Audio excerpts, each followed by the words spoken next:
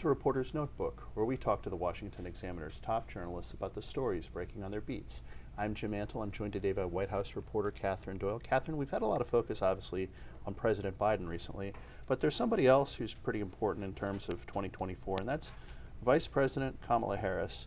What can you tell us about how she's perceived as we're potentially entering into a re-election bid?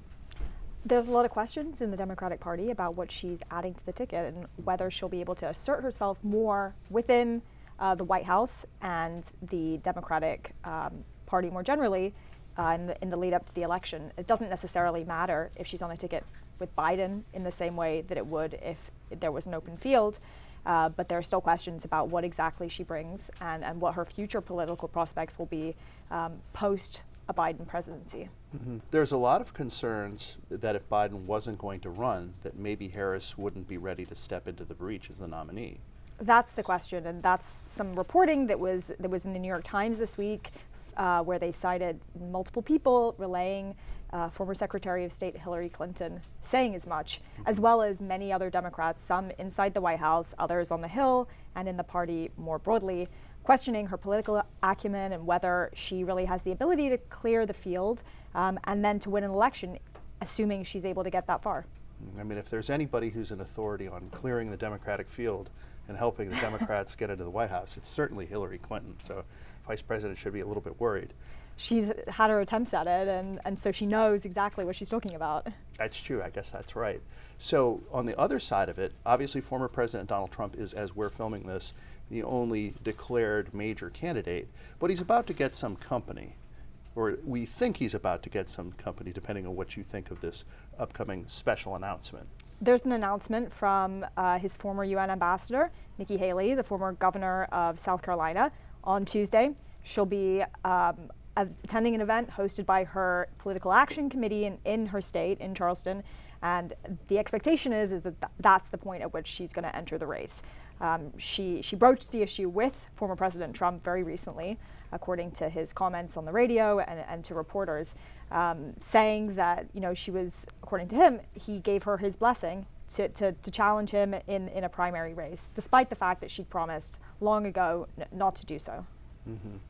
So if Trump or DeSantis or Haley or whomever ends up running against President Biden, will the Democrats cede Florida to them? I mean, that's 2 Florida men and 1 South Carolina woman, but that's pretty close to Florida. Is that still viewed by Democrats as a battleground state? I think after the results of the midterm elections, they're questioning how much reach they have in the state. Republicans won pretty decisive victories statewide, and including in some Democratic strongholds, which was really a wake-up call, I think, for many in the party who'd sort of seen the writing on the wall here for a long time and had wanted to invest more and make more of an effort in the state. You know, this was a swing state, but after recent elections, it's looking less like that. I think that many Democrats are hoping that in the future, 2 or 3 cycles down the line, they may be able to put it back into play, but really at the moment there's very little hope. I mean, Biden has been in the state, so it suggests that they're looking to reach voters there still, but how far they're able to go, not very hopeful predictions from even their own party members. So we don't think that the White House's rousing defense of Mickey Mouse is going to put Florida back in play? Mickey Mouse is a Florida man. He's a Florida man and also a popular national figure. So perhaps that's the vote that they're aiming for when they look to elevate him and bring more of a fight to the governor. And so finally, the White House, in addition to having a mouse, has an attack dog.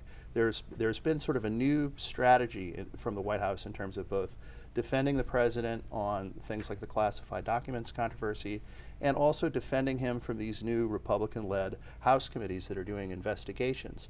Talk a little bit about who let the dogs out, who the White House has unleashed in this area. We really saw the spokesperson for the oversight response from the White House, Ian Sams, come into a much bigger role after we found out about Biden's classified documents, and he was really taking a lot of the oncoming as reporters were in briefings with the White House and referring many of the questions that they had to him.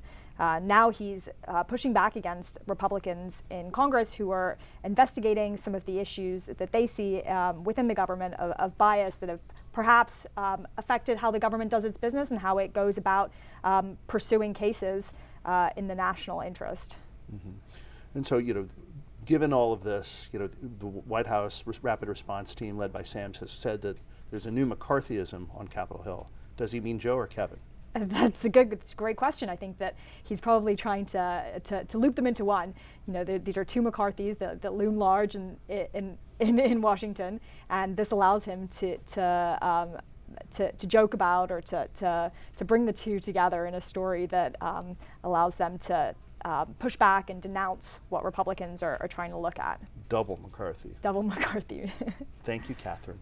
You can read Katherine and the rest of our political team's coverage at washingtonexaminer.com.